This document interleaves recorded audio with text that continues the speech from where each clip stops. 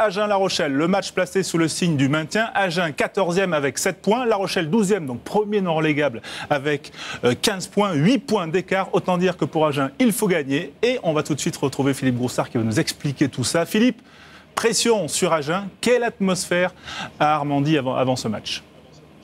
Vous doutez bien, François, que ce n'était pas l'ambiance farce et attrape ici à Agen. Il y avait beaucoup de tensions, surtout côté Agenais, les Agenais qui n'avaient pas le droit de se louper à la maison. C'est un petit peu le match du qui tout double, comme le titrait la presse locale.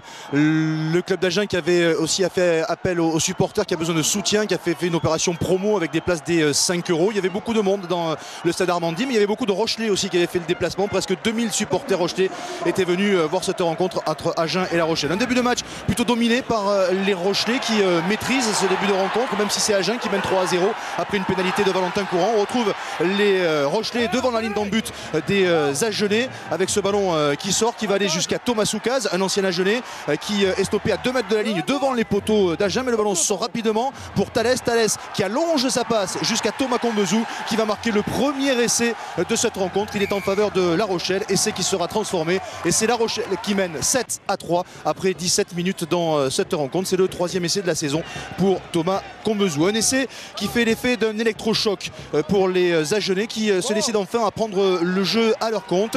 On vient de passer la moitié de cette première période et ce ballon pour Robinson qui fait une passe au pied un petit peu bizarre jusqu'à Faunois, qui s'en mêle les pinceaux, qui a oublié d'enlever ses moufles et qui laisse tomber ce ballon. Occasion gâchée là par les Agenais, forcément ça agace Christophe Dello.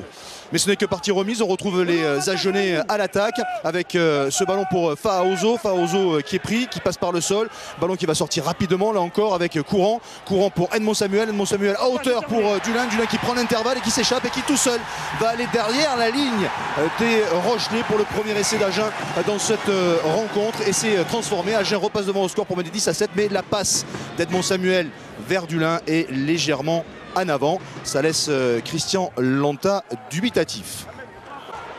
Les Agenais toujours à l'attaque alors que l'on s'achemine vers la fin de cette première période avec un ballon dans les 22 mètres de La Rochelle, ballon que va sortir Dupuis pour Courant en position de drop. La tentative de Valentin Courant qui passe entre les perches.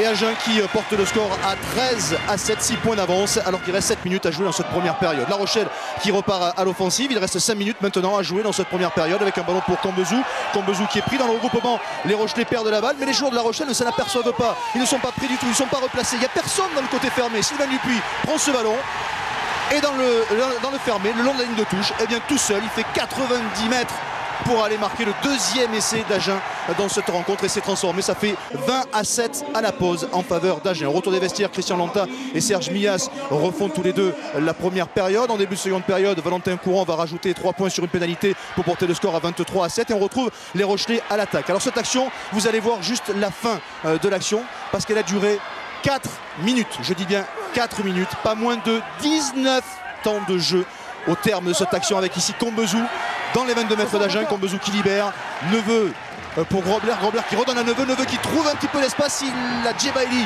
au soutien pour le deuxième essai de La Rochelle et c'est marqué par Djebaili au terme de 4 minutes, action de 4 minutes au bout de 19 temps de jeu.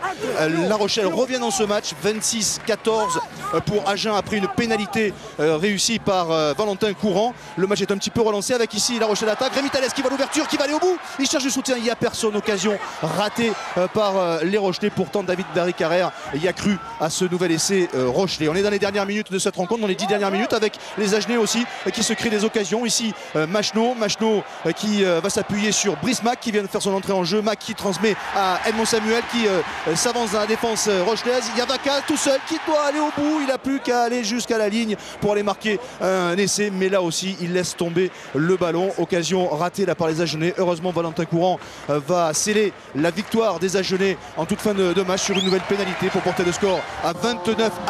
Victoire d'Agen de 15 points face à La Rochelle. C'est la deuxième victoire des Agenais cette saison. Alors forcément, il y avait des sourires et de la joie du côté d'Agen. Et du soulagement, fin d'une série de 5 défaites consécutives. Merci Philippe Broussard. On va tout de suite écouter le manager agenais Christian Lanta, pleinement satisfait après cette victoire, un match couperé donc au micro de Sébastien Loupsens. Je crois que c'est une victoire méritée devant un très bon La Rochelle, mais je crois qu'on est allé chercher cette victoire.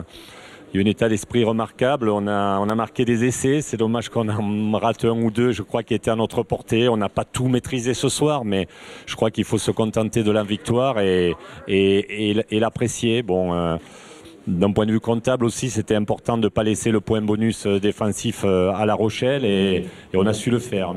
Dans le club des trois qui se battent pour la survie, vous misez sur qui, vous? Agen, La Rochelle ou Bourgoin?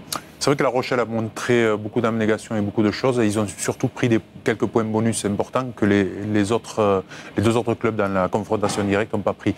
Mais ce match-là, en tout cas, était très très important, notamment pour les Agenais, gagner chez eux contre un adversaire direct. Agen relance.